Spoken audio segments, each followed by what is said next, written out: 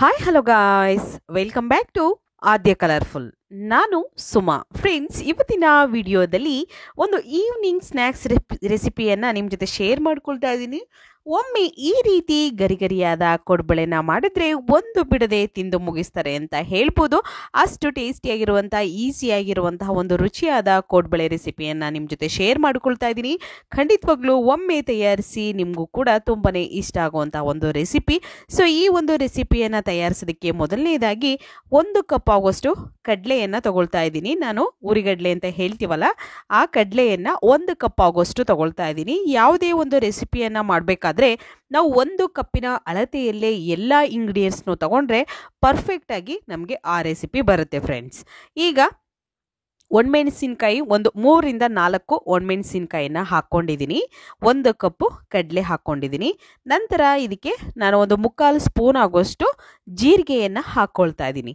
ನೋಡ್ಬೋದು ನೀವು, ಜೀರಿಗೆ ಈಗ ಬೇಕಿದ್ರೂ ಹಾಕ್ಕೊಳ್ಬೋದು, ಅಥವಾ ಆಮೇಲೆ ಕಲಿಸ್ಕೋಬೇಕಾದ್ರೆ ನಾವು ಹಾಕ್ಕೊಳ್ತೀವಿ ಅಂದರೆ ಅವಾಗ ಬೇಕಿದ್ರೂ ಹಾಕ್ಕೊಳ್ಬೋದು, ಅಥವಾ ಜೀರಿಗೆ ಪುಡಿನೇ ಉಪಯೋಗಿಸ್ತೀವಿ ಅಂದರೆ ಅದನ್ನು ಕೂಡ ಹಾಕ್ಕೊಳ್ಬೋದು. ನಂತರ ಕರಿಬೇವು ಹಾಕ್ಕೊಳ್ತಾ ಇದ್ದೀನಿ. ಒಂದು 10ರಿಂದ 15 ಎಲೆ ಕರಿಬೇವನ್ನು ಹಾಕ್ಕೊಂಡಿದ್ದೀನಿ ಫ್ರೆಂಡ್ಸ್, ನೀವೇನಾದ್ರೂ ಫಸ್ಟ್ ಟೈಮ್ ನನ್ನ ಚಾನಲ್ಗೆ ವಿಸಿಟ್ ಮಾಡಿದರೆ ಪ್ಲೀಸ್ ಚಾನಲ್ನ ಸಬ್ಸ್ಕ್ರೈಬ್ ಮಾಡ್ಕೊಳ್ಳಿ, ಹಾಗೆ ಲೈಕ್ ಮಾಡಿ ಮತ್ತು ಹೆಚ್ಚೆಚ್ಚು ಶೇರ್ ಮಾಡಿ.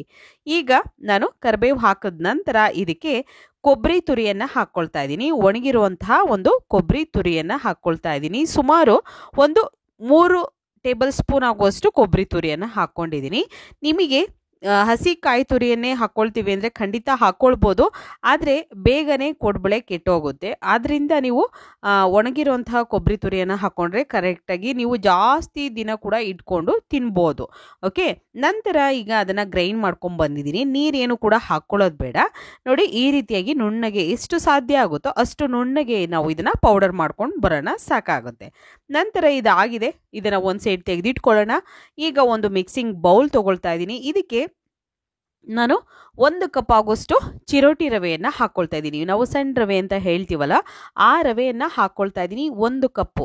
ಸೊ ಈಗ ನಾನು ಎಲ್ಲದೂ ಕೂಡ 1 ಕಪ್ಪಿನ ಅಳತೆಯಲ್ಲಿ ನಿಮಗೆ ತೋರಿಸ್ತಾ ಇದ್ದೀನಿ. ಅದೇ ಕಪ್ಪಿನ ಅಳತೆಯಲ್ಲಿ ಎಲ್ಲ ಇಂಗ್ರೀಡಿಯೆಂಟ್ಸ್ನು ಕೂಡ ತಗೊಳ್ಳಿ ಫ್ರೆಂಡ್ಸ್. ನಂತರ ಈಗ ನಾನು ಒಂದು 2 ಟೇಬಲ್ ಸ್ಪೂನ್ ಆಗುವಷ್ಟು ನಾವು ಇಲ್ಲಿ ಮೊದಲನೇದಾಗಿ ಮೈದಾ ಹಿಟ್ಟನ್ನು ಹಾಕ್ಕೊಳ್ಳೋಣ. ಒಂದು 2 ಟೇಬಲ್ ಸ್ಪೂನ್ ಆಗುವಷ್ಟು, ಅಥವಾ ಇನ್ನೂ ಸ್ವಲ್ಪ ಜಾಸ್ತಿ ಬೇಕು ಅಂದರೆ 3 ಟೇಬಲ್ ಸ್ಪೂನ್ ಆಗುವಷ್ಟು ಹಾಕ್ಕೊಳ್ಬೋದು. ನಂತರ ಅಕ್ಕಿ ಹಿಟ್ಟನ್ನು ಹಾಕ್ಕೊಳ್ತಾ ಇದ್ದಾರೆ. ನಾವು ರೊಟ್ಟಿಗೆ ಉಪಯೋಗಿಸ್ತೀವಲ್ಲ, ಅದೇ ಅಕ್ಕಿ ಹಿಟ್ಟನ್ನು ಹಾಕ್ಕೊಳ್ತಾ ಇದ್ದೀವಿ. ಅಕ್ಕಿ ಹಿಟ್ಟನ್ನು ನಾವು ಹೇಗೆ ಮಾಡ್ಕೊಳ್ಳೋದು ಅಂದರೆ, ಅಕ್ಕಿಯನ್ನು ತೊಳೆದು ಫ್ಯಾನ್ ಗಾಳಿಲಿ ಅಥವಾ ಬಿಸಿಲಿಗೆ ಒಣ ಹಾಕಿ ನಂತರ ಅದನ್ನು ಪೌಡರ್ ಮಾಡಿಕೊಂಡ್ರೆ ಅಕ್ಕಿ ಹಿಟ್ಟು ನಮಗೆ ರೆಡಿ ಆಗುತ್ತೆ. ಇಲ್ಲ ಅಂದರೆ ಅಂಗಡಿಯಲ್ಲೂ ಕೂಡ ಅಕ್ಕಿ ಹಿಟ್ಟು ಸಿಗುತ್ತೆ, ಅಲ್ಲಿಂದ ಕೂಡ ನೀವು ತಂದು ಉಪಯೋಗಿಸ್ಬೋದು. 2 ಕಪ್ ಆಗುವಷ್ಟು ಅಕ್ಕಿ ಹಿಟ್ಟನ್ನು ಹಾಕ್ಕೊಳ್ತಾ ಇದ್ದೀನಿ. 1 ಕಪ್ ಆಗುವಷ್ಟು ಚಿರೋಟಿ ರವೆ, ನಂತರ ಒಂದು 2 ಟೇಬಲ್ ಸ್ಪೂನ್ ಆಗುವಷ್ಟು ಮೈದಾ ಹಿಟ್ಟು, ಹಾಗೆ 2 ಕಪ್ಪು ಅಕ್ಕಿ ಹಿಟ್ಟನ್ನು ಹಾಕ್ಕೊಂಡಿದ್ದೀನಿ. ನಂತರ ರುಬ್ಬಿರುವಂತಹ ಒಂದು ಮಿಶ್ರಣವನ್ನು ಹಾಕ್ಕೊಂಡಿದ್ದೀನಿ. ರುಬ್ಬಿ ಪೌಡರ್ ಮಾಡ್ಕೊಂಡಿದ್ದೀವಲ್ಲ, ಆ ಒಂದು ಮಿಶ್ರಣ ಕೂಡ ಇದಕ್ಕೆ ನಾವು ಸೇರಿಸ್ಕೊಳ್ಳೋಣ. ಇಷ್ಟನ್ನು ಕೂಡ ಹಾಕಿದ ನಂತರ ಒಂದ್ಸಲ ಇದನ್ನು ಮಿಕ್ಸ್ ಮಾಡ್ಕೊಳ್ಳೋಣ ನೀಟಾಗಿ. ತುಂಬಾ ಈಸಿಯಾಗಿ ಮಾಡುವಂತಹ ಒಂದು ಕೋಡ್ಬಳೆ ರೆಸಿಪಿ ಇದು. ಸೊ ಖಂಡಿತವಾಗ್ಲೂ ನಾನು ಎಷ್ಟೋ ರೆಸಿಪಿಗಳನ್ನು ಶೇರ್ ಮಾಡಿದ್ದೀನಿ, ಕೋಡ್ಬಳೆ ಅಥವಾ ಸ್ನ್ಯಾಕ್ಸು, ಬ್ರೇಕ್ಫಾಸ್ಟ್. ಯಾರೆಲ್ಲ ನೋಡಿಲ್ಲ ಅಂದರೆ ದಯವಿಟ್ಟು ಚಾನಲಲ್ಲಿ ನಿಮಗೆ ಇಷ್ಟ ಆಗುವಂತಹ ರೆಸಿಪಿಗಳೆಲ್ಲ ಇದೆ, ಚೆಕ್ ಮಾಡಿ. ಅಥವಾ ನಿಮಗೆ ಯಾವುದಾದ್ರೂ ಹೊಸ ರೆಸಿಪಿಗಳು ಬೇಕು ಅಂದರೆ ದಯವಿಟ್ಟು ಕಾಮೆಂಟ್ ಸೆಕ್ಷನಲ್ಲಿ ತಿಳಿಸಿ ಫ್ರೆಂಡ್ಸ್. ನಂತರ ರುಚಿಗೆ ತಕ್ಕಷ್ಟು ಉಪ್ಪನ್ನು ಹಾಕ್ಕೊಳ್ತಾ ಇದ್ದೀನಿ. ಉಪ್ಪು ನೀವು ನೋಡಿಕೊಂಡು ಉಪಯೋಗಿಸ್ಬೇಕಾಗುತ್ತೆ. ಸ್ವಲ್ಪ ಕಮ್ಮಿ ಇದ್ರೂ ಪರವಾಗಿಲ್ಲ, ಜಾಸ್ತಿ ಅಂತೂ ಮಾಡ್ಕೋಬೇಡಿ. ನಂತರ ಅಡುಗೆ ಅರಿಶಿನ ಹಾಕ್ಕೊಂಡಿದ್ದೀನಿ ಸ್ವಲ್ಪ. ನಂತರ ಅಚ್ಕಾರದ ಪುಡಿ, ಒಂದು 2 ಸ್ಪೂನ್ ಆಗುವಷ್ಟು ಅಚ್ಕಾರದ ಪುಡಿ ನಮಗೆ ಬೇಕಾಗುತ್ತೆ. ಇಲ್ಲಿಗೆ ಇಷ್ಟು ಕ್ವಾಂಟಿಟಿಗೆ 2 ಸ್ಪೂನ್ ಆಗುವಷ್ಟು ಅಚ್ಕಾರದ ಪುಡಿ ಬೇಕು. ಅಕಸ್ಮಾತ್ ನಿಮಗೆ ಖಾರ ಕಮ್ಮಿ ಬೇಕು ಅಂದರೆ ನೋಡಿಕೊಂಡು ಅಚ್ಕಾರದ ಪುಡಿಯನ್ನು ಉಪಯೋಗಿಸ್ಕೊಳ್ಳಿ. ಇಲ್ಲಿ ಕಾಶ್ಮೀರಿ ನಾನು ರೆಡ್ ಚಿಲ್ಲಿ ಪೌಡರ್ನ ಉಪಯೋಗಿಸ್ತಾ ಇರೋದು. ಸೊ ನೀವು ಮನೇಲಿ ಯಾವುದಿದೆಯೋ ಅದನ್ನು ಉಪಯೋಗಿಸ್ಬೋದು. ನಂತರ ಮಿಕ್ಸ್ ಮಾಡ್ಕೊಂಡಿದ್ದೀನಿ ನೀಟಾಗಿ. ಈಗ ಮಿಕ್ಸ್ ಆಗಿದೆ, ನೋಡ್ಬೋದು ಮಸಾಲೆ ಕೂಡ ನೀಟಾಗಿ ಮಿಕ್ಸ್ ಆಗಿದೆಯಲ್ಲ, ಈ ರೀತಿಯಾಗಿ ಮಿಕ್ಸ್ ಮಾಡಿಕೊಂಡು ನಂತರ ನಾವು ಇದಕ್ಕೆ ತುಪ್ಪ ಅಥವಾ ಬೆಣ್ಣೆ ಅಥವಾ ಅಡುಗೆ ಎಣ್ಣೆ ಯಾವುದನ್ನು ಬೇಕಿದ್ರೂ ಉಪಯೋಗಿಸ್ಬೋದು. ಸೊ ಈಗ ನಾನು ಬೆಣ್ಣೆಯನ್ನು ಕರಗಿಸಿ ಹಾಕ್ಕೊಳ್ತೀನಿ. ಇದಕ್ಕೆ ಸ್ವಲ್ಪ ಬಿಸಿ ಮಾಡಿ ನಾವು ನೋಡಿ ಬೆಣ್ಣೆಯನ್ನು ಹಾಕ್ಕೊಳ್ತಾ ಇದ್ದೀನಿ. ಸುಮಾರು ಒಂದು 2 ಟೇಬಲ್ ಸ್ಪೂನ್ ಆಗುವಷ್ಟು ನಾನು ಬೆಣ್ಣೆಯನ್ನು ಕರಗಿಸಿ ಹಾಕ್ಕೊಂಡಿದ್ದೀನಿ. ಇಷ್ಟನ್ನು ಹಾಕಿದ ನಂತರ ಒಂದು ಸ್ಪೂನಿನ ಸಹಾಯದಿಂದ ಇದನ್ನು ಮಿಕ್ಸ್ ಮಾಡ್ಕೊಳ್ಳೋಣ.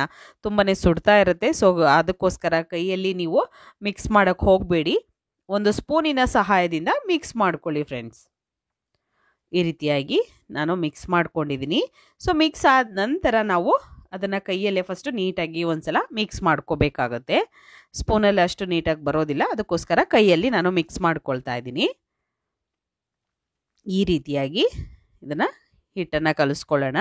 ನೋಡಿ, ಈ ರೀತಿ ಉಂಡೆ ಕಟ್ಟಿದ್ರೆ ನಾವು ಈ ಹಿಟ್ಟಿಗೆ ನಾವು ಹಾಕಿರುವಂಥ ಬೆಣ್ಣೆ ಕರೆಕ್ಟಾಗಿದೆ ಅಂತ. ಓಕೆ, ಜಾಸ್ತಿ ಕಮ್ಮಿ ಆದರೆ ಅಷ್ಟು ಚೆನ್ನಾಗಿ ಬರೋದಿಲ್ಲ, ಕ್ರಿಸ್ಪಿಯಾಗಿ ಬರೋದಿಲ್ಲ. ಸೊ ನೋಡಿಕೊಂಡು ತುಪ್ಪ ಅಥವಾ ಎಣ್ಣೆ ಅಥವಾ ಬೆಣ್ಣೆ ಯಾವುದನ್ನು ಬೇಕಿದ್ರೂ ಹಾಕಬೇಕಾದ್ರೆ ನೋಡಿಕೊಂಡು ಉಪಯೋಗಿಸಿ.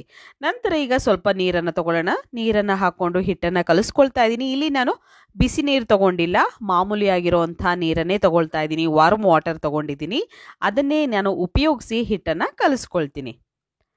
ನೋಡ್ತಾ ಇದ್ದೀರಲ್ಲ, ಸ್ವಲ್ಪ ಸ್ವಲ್ಪನೇ ನೀರನ್ನು ಹಾಕ್ಕೊಳ್ತಾ ಹಿಟ್ಟನ್ನು ಕಲಿಸ್ಕೊಳ್ಳೋಣ. ಜಾಸ್ತಿ ನೀರನ್ನು ಒಮ್ಮೆಲೆ ನೀವು ಹಾಕ್ಕೊಂಡ್ರೆ ಖಂಡಿತವಾಗ್ಲೂ ತೆಳ್ಳಗಾಗ್ಬಿಡುತ್ತೆ. ಸೊ ಹಿಟ್ಟು ಸ್ವಲ್ಪ ಟೈಟಾಗಿ ಇರಬೇಕು, ಜಾಸ್ತಿ ತೆಳ್ಳಗಿರಬಾರ್ದು. ಅದಕ್ಕೋಸ್ಕರ ಸ್ವಲ್ಪ ಸ್ವಲ್ಪ ನೀರನ್ನು ಹಾಕ್ಕೊಂಡು ಹಿಟ್ಟನ್ನು ಕಲಿಸ್ಕೊಳ್ಳೋಣ. ನೋಡಿ, ಹೀಗೆ ಸ್ವಲ್ಪ ಸ್ವಲ್ಪ ನೀರು ಹಾಕ್ಕೊಳ್ತಾ ಇದ್ದೀನಿ ನಾನು. ಇದೇ ರೀತಿಯಾಗಿ ನೀವು ಹಿಟ್ಟನ್ನು ಕಲಿಸ್ಕೊಂಡ್ರೆ ಖಂಡಿತವಾಗ್ಲೂ ಪರ್ಫೆಕ್ಟಾಗಿ ನೀವು ಕೂಡ ಮನೆಯಲ್ಲಿ ರುಚಿಯಾಗಿರುವಂಥ ಒಂದು ಗರಿಗರಿಯಾಗಿರುವಂಥ ಕೋಡ್ಬಳೆಯನ್ನು ಕೇವಲ 5ರಿಂದ 10 ನಿಮಿಷದಲ್ಲಿ ನೀವು ತಯಾರಿಸ್ಕೊಳ್ಬೋದು. ಈಗ ನೋಡಿ, ಹಿಟ್ಟು ಇಷ್ಟು ಟೈಟ್ ಆಗಿದೆ. ಅಕಸ್ಮಾತ್ ತೆಳ್ಳಗಾಗಿದೆ ಅಂದರೆ ಸ್ವಲ್ಪ ಅಕ್ಕಿ ಹಿಟ್ಟನ್ನು ಉಪಯೋಗಿಸ್ಕೊಳ್ಳಿ. ಇಲ್ಲ ಅನ್ನೋದಾದರೆ ಸ್ವಲ್ಪ ಗಟ್ಟಿಯಾಗಿದೆ, ತುಂಬಾ ಟೈಟ್ ಆಗಿದೆ ಅಂದರೆ ಹಿಟ್ಟು ಸ್ವಲ್ಪ ನೀರನ್ನು ಹಾಕ್ಕೊಳ್ಳಿ, ಏನು ತೊಂದರೆ ಇಲ್ಲ. 1 ಸ್ಪೂನು ಅಥವಾ 2 ಸ್ಪೂನ್ ನೀರನ್ನು ಉಪಯೋಗಿಸಿ. ಈಗ ಮಿಕ್ಸ್ ಮಾಡ್ಕೊಂಡಿದ್ದೀನಿ ನೀಟಾಗಿ.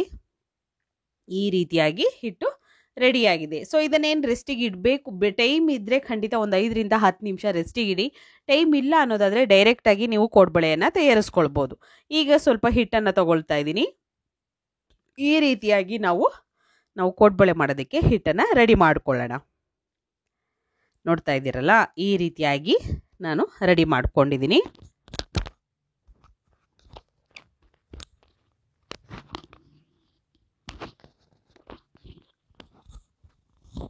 ಈಗ ನಿಮಗೆ ನಾನಿಲ್ಲಿ ಚಿಕ್ಕ ಚಿಕ್ಕ ಪುಟಾಣಿ ಕೋಡ್ಬಳೆಗಳನ್ನು ಮಾಡ್ತಾ ಇದ್ದೀನಿ. ನಿಮಗೆ ಬೇಕು ಅಂದರೆ ನೀವು ಸ್ವಲ್ಪ ದೊಡ್ಡ ಗಾತ್ರದ ಕೋಡ್ಬಳೆ ಕೂಡ ತಯಾರಿಸ್ಕೊಳ್ಬೋದು. ನಿಮಗೆ ಹೇಗೆ ಇಷ್ಟ ಆಗುತ್ತೋ ಆ ರೀತಿಯಾಗಿ ನೀವು ಮಾಡ್ಕೊಳ್ಬೋದು. ಅಥವಾ ಇದೇ ಹಿಟ್ಟಲ್ಲಿ ನೀವು ಚಕ್ಲಿಯನ್ನು ಮಾಡ್ಕೊಳ್ತೀವಿ ಅಂದರೆ ಖಂಡಿತ ಈ ಹಿಟ್ಟಲ್ಲೇ ನೀವು ಚಕ್ಲಿಯನ್ನು ಕೂಡ ತಯಾರಿಸ್ಕೊಳ್ಬೋದು ಫ್ರೆಂಡ್ಸ್. ಓಕೆ, ಈಗ ನೋಡಿ, ನಾನು ಈ ರೀತಿ ಚಾಕುವಿನ ಸಹಾಯದಿಂದ ಕಟ್ ಮಾಡಿಕೊಂಡು ನಾನು ಚಿಕ್ಕ ಚಿಕ್ಕ ಒಂದು ಕೋಡ್ಬಳೆಗಳನ್ನು ಮಾಡ್ಕೊಳ್ತಾ ಇದ್ದೀನಿ. ಈ ರೀತಿಯಾಗಿ ಮಾಡಿ ಫಸ್ಟು ಒಂದು ತಟ್ಟೆಯಲ್ಲಿ ಜೋಡಿಸ್ಕೊಳ್ಳಿ. ನೀವು ಮಾಡ್ತಾ ಮಾಡ್ತಾ ಎಣ್ಣೆಯಲ್ಲಿ ಹಾಕ್ಕೊಳ್ಳೋಕೆ ಹೋಗಬೇಡಿ. ಒಂದೇ ಸಲ ಎಲ್ಲ ಕೋಡ್ಬಳೆಗಳನ್ನು ತಯಾರಿಸಿ ಎಣ್ಣೆಯಲ್ಲಿ ಹಾಕ್ಕೊಳ್ಬೋದು. ಯಾಕೆಂದರೆ ತಯಾರಿಸಿ ಹಾಕೋದ್ರಿಂದ ಅವಾಗವಾಗ ಅಲ್ಲೇ ತಯಾರಿಸಿ ಅಲ್ಲೇ ಹಾಕ್ಕೊಳ್ತೀವಿ ಅಂದರೆ ಎಣ್ಣೆ ಕೆಲವೊಂದು ಹಾಕಿರ್ತೀವಲ್ಲ ಅವೆಲ್ಲ ತುಂಬಾ ಕಪ್ಪಗಾಗ್ಬಿಡುತ್ತೆ. ಅದಕ್ಕೋಸ್ಕರ ಒಂದೇ ಇದರಲ್ಲಿ ಬೇಯೋಕ್ಕಾಗಲ್ಲ. ಸೊ ಅದಕ್ಕೋಸ್ಕರ ಫಸ್ಟೇ ಎಲ್ಲದನ್ನು ಕೂಡ ರೆಡಿ ಮಾಡಿ ಒಂದು ತಟ್ಟೆಯಲ್ಲಿ ಇಟ್ಕೊಂಡು ನಂತರ ಎಣ್ಣೆಯಲ್ಲಿ ಫ್ರೈ ಮಾಡ್ಕೊಳ್ಳಿ. ಈಗ ಮೀಡಿಯಮ್ ಆಗಿ ಎಣ್ಣೆ ಕಾದಿದೆ. ನಾನು ಕೋಡ್ಬಳೆಗಳನ್ನು 1 by 1 ಹಾಕ್ಕೊಳ್ತಾ ಇದ್ದೀನಿ. ಸ್ವಲ್ಪ ದೂರ ದೂರ ಹಾಕ್ಕೊಳ್ಳೋಣ, ಹತ್ತತ್ರ ಬೇಡ, ಒಂದಕ್ಕೊಂದು ಅಂಟ್ಕೊಳ್ಳೋ ಚಾನ್ಸಸ್ ಇರುತ್ತೆ. ಅದಕ್ಕೋಸ್ಕರ ಸ್ವಲ್ಪ ದೂರ ದೂರ ಹಾಕ್ಕೊಳ್ತಾ ಇದ್ದೀನಿ. ಈ ರೀತಿ ಹಾಕಿದ್ದೀನಿ. ಈಗ ಸ್ಟವ್ನ ಲೋ ಫ್ಲೇಮಲ್ಲಿ ಮಾಡ್ಕೊಂಡಿದ್ದೀನಿ, ಹೈ ಫ್ಲೇಮ್ ಬೇಡ. ಲೋ ಫ್ಲೇಮಲ್ಲೇ ನಾವು ಇದನ್ನು ಫ್ರೈ ಮಾಡ್ಕೋಬೇಕು. ಕಲರ್ ಕೂಡ ತುಂಬ ಚೆನ್ನಾಗಿ ಪರ್ಫೆಕ್ಟಾಗಿ ಬರುತ್ತೆ. ಇದಕ್ಕೆ ಯಾವುದೇ ರೀತಿ ಫುಡ್ ಕಲರ್ಗಳನ್ನು ನಾನು ಆ್ಯಡ್ ಮಾಡಿಲ್ಲ. ಸೊ ಹಾಗಾಗಿ ನೀವು ಕೂಡ ಯಾವುದೂ ಕೂಡ ಆ್ಯಡ್ ಮಾಡೋದು ಬೇಡ. ಹೀಗೆ ನೀವು ಗರಿಗರಿಯಾಗಿರುವಂಥ ಕೋಡ್ಬಳೆಯನ್ನು ಮನೆಯಲ್ಲಿ ತಯಾರಿಸ್ಕೊಳ್ಬೋದು. ಈಗ ನೋಡಿ ಆಗಿದೆ. ಸೊ ಎರಡೂ ಸೈಡ್ ಕೂಡ ಗೋಲ್ಡನ್ ಕಲರ್ ಬರಬೇಕು. ಟರ್ನ್ ಮಾಡಿ ಎರಡೂ ಸೈಡ್ ಕೂಡ ನಾನು ಫ್ರೈ ಮಾಡ್ಕೊಂಡಿದ್ದೀನಿ. ಸೊ ವಿಡಿಯೋ ಲೆಂತ್ ಆಗುತ್ತೆ ಅಂತ ನಾನು ಎಡಿಟ್ ಮಾಡಿದ್ದೀನಿ ಅದಕ್ಕೆ. ಸೊ ಅದಕ್ಕೋಸ್ಕರ ಈಗ ಆಗಿರೋಂಥ ಒಂದು ಕೋಡ್ಬಳೆನ ನಾನು ಟಿಶ್ಯೂ ಮೇಲೆ ತೆಗೆದಿಟ್ಕೊಳ್ತೀನಿ. ಅದರಲ್ಲಿರೋಂಥ ಎಣ್ಣೆ ಅಂಶ ಟಿಶ್ಯೂ ಹೀರ್ಕೊಳ್ಳುತ್ತೆ.